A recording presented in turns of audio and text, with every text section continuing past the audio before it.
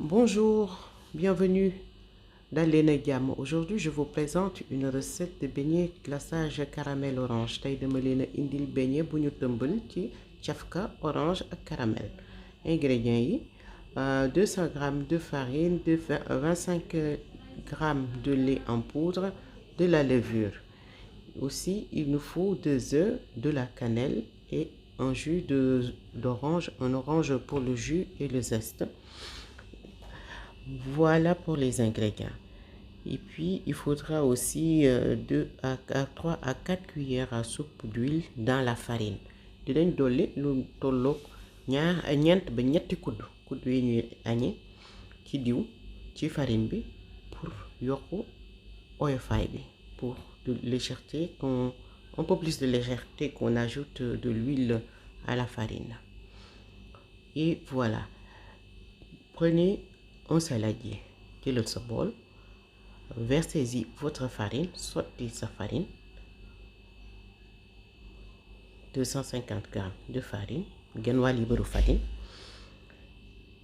Après, ajoutez votre lait, le lait en poudre qu'il faut rajouter à la farine, le sucre, sottez sa sucre, yokkati sa farine. Mettez-y la levure, presque tout le paquet, sortez cette levure,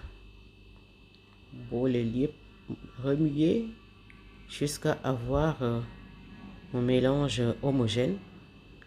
Yëngalal yépp ba yépp ànd nekk benn. Après, il faudra rajouter de l'eau tiède, de la cannelle. Ajoutez-y une cuillère à soupe, plutôt une cuillère à café de cannelle et remuez pour que ça soit bien mélangé avec les autres ingrédients. Cannelle bi danga koy yëngal ba mu ànd ak yeneen ingrédients yépp, farine beeg suukar beeg yépp nekk benn. Rajoutez-y les 2 œufs et remuez. Dolli ci ñaari nen yi nga yëngal moom it ba mu ànd tas ci farine bi yépp. Et puis là on en vient à l'eau tiède.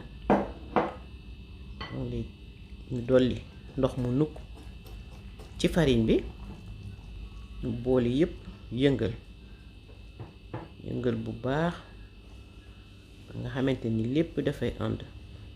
Il faut bien remuer vraiment pour que tous les ingrédients soient bien mélangés les uns aux autres. Là on rajoute de l'huile, vous voyez, et une pincée de zeste d'orange. dañ cee dolli diw, gis ngeen ko, tuuti diw rek lu mat ñeent ba ñetti kudd. Et puis après ñu sotti ci xollitu orange bi nga xamante ni xoos nañ ko. Voilà. La pâte est assez humide, je rajoute une pincée de farine, bon, une poignée je vais dire, et là j'ai la consistance voulue. Donc là ça colle plus. Dolli naa ci pâte bi nga xamante ni dafa xawoon a tooy, dolli naa ci tuuti farine ba léegi du collé. Ma jël sama pâte nag laxas ko ci mbuus, mais mbuus bi nag dama koy bënn. Je mets un film et je le transperce pour que l'humidité sorte. Au bout d'1h30, je sors la pâte et je la retravaille. Bu ma ko dencee ba mu weesu lu mat waxtu genn wàll, ma génne pâte bi liggéeyaat ko, daal di koy teg ci table waañ bi, table bu set wala boo amee leneen loo ko kii blanche ou autre chose.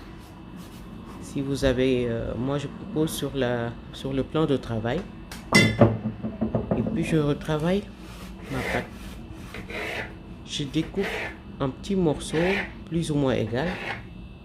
Damay dogat pâte bi ay morceaux yoo xamante ni xëj na xaw na tolloo wala yenn yi xaw a ëppante, waaye booy xool dafay mel ni yépp presque ñoo yem. daa di teg ne ma dogotee yëpp ba pare. Je pose les morceaux découpés de côté et je les retravaille une à une pour avoir les formes voulues. may jël morceau yu ma dogat nag di ko liggéeyaat pour am forme bi ma bëgg. Forme bi ma bëgg nag mooy dama koy def mu mel ne layu. Les formes voulues sont des formes vraiment arrondies. Vous voyez, je le travaille de sorte à avoir une forme vraiment arrondie, enrouler la pâte sur elle-même. Et je procède de la manière comme vous voyez sur la vidéo. ni may liggéeyee pâte bi ak forme bi ma bëgg, melokaan bi ma bëgg,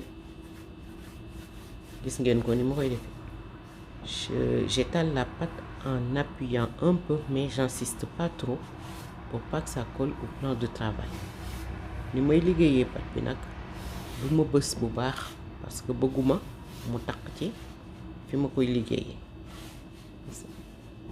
am na ay melokaan yu mel ni teng-teng layu plutôt. Et je procède de la manière avec tous les petits morceaux que j'ai découpés.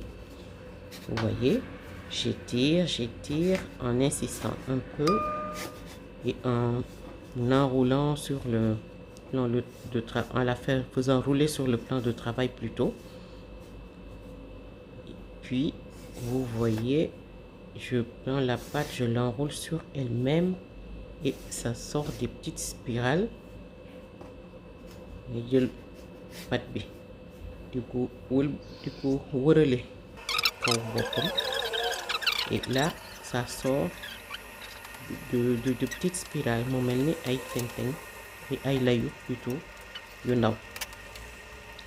Quand j'ai fini de faire les formes, je plonge les pâtes dans une huile déjà chaude et en remuant à chaque fois pour pas que ça crame d'un côté ou de l'autre. may jël pâte bi def ko ci diw gu tàng mais nag duma tàyyee yëngal di ko wëlbati ba ma am melokaan bi ma bëgg. Voilà, des jolis beignets bien vraiment dorés.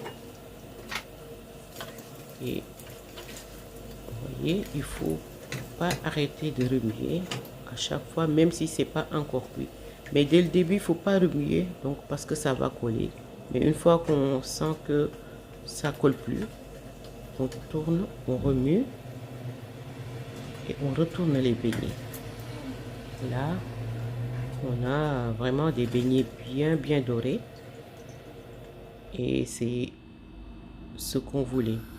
Une fois terminé, prenons notre marmite propre et puis ajoutons-y du sucre et du jus d'orange pour faire le caramel. bu ñu paree ñu raxas suñu cin wala ñu jël cin bu set ñu tegaat ko ci taal bi def suñu suukar ak ndoxu orange bi pour defar caramel. ñu remuer taal bi nag bu mu sens. Il faut mettre à feu doux. Et une fois que les bulles commencent à sortir, ça veut dire que le sucre, le caramel commence à prendre. On plonge les beignets dans le caramel et puis on les replonge dans les zestes d'orange vraiment pour les parfumer, à l'orange. Voilà des jolis beignets bien dorés et vraiment qui sont vraiment parfumés à l'orange.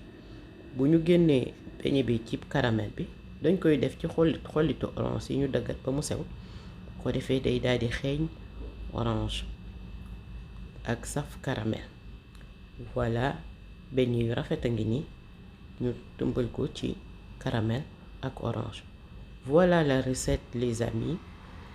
Essayez-la, faites-moi des retours. Voilà, c'est des beignets vraiment pas du tout durs qui sont moelleux. Abonnez-vous à ma page, activez la notification, la cloche de notification.